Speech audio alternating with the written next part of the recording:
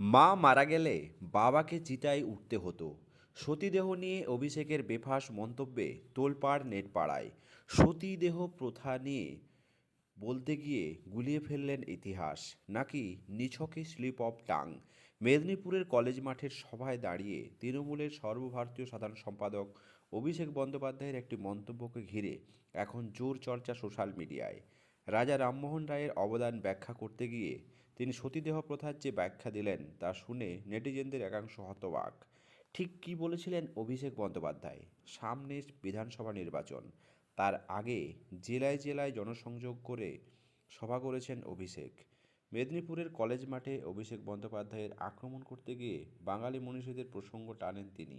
সেখানে তিনি বলেন, সতীদেহ প্রথা রোধ করেছেন একজন বাঙালি, তার নাম রাজা রামমোহন রায়। বিজেপির নেতারা এই রাজা রামমোহন রায়কে ব্রিটিশের দালাল বলে আখ্যায়িত করেন।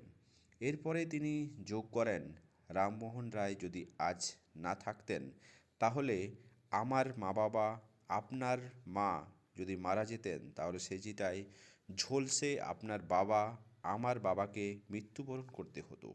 সতীদেহ প্রথা রোধ করতে গিয়ে একজন বাঙালি, বিতর্ক কোথায়? ইতিহাস অনুযায়ী সতীদেহ প্রথার স্বামীর মৃত্যুতে স্ত্রীকে জ্বলন্ত চিতায় সহমরণে যেতে বাধ্য করা হতো, কিন্তু অভিষেকের বক্তব্যে বিষয়টি সম্পূর্ণ উল্টে গিয়েছে। তিনি স্ত্রীর মৃত্যুতে স্বামীর চিতায় ওঠার কথা বলেছেন।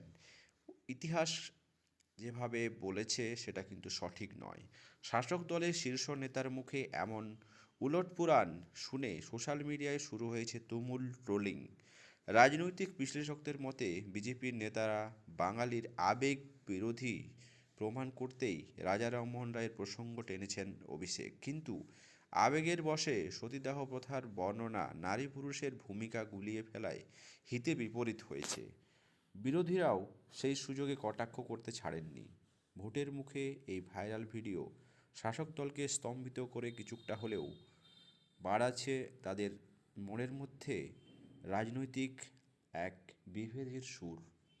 দর্শক, বাংলার এই মনীষী রাজা রামমোহন রায়ের যে কীর্তি, সতীদেহ প্রথা নিষিদ্ধ করা এবং তার ইতিহাসকে ভুল প্রমাণ করা, সত্যিই কি একটা অপমান বোধের জায়গা তৈরি করেছে? অবশ্যই আপনার মতামত কমেন্ট বক্সে কমেন্ট করতে ভুলবেন না। চ্যানেলে নতুন হলে সাবস্ক্রাইব করে পাশে থাকবেন।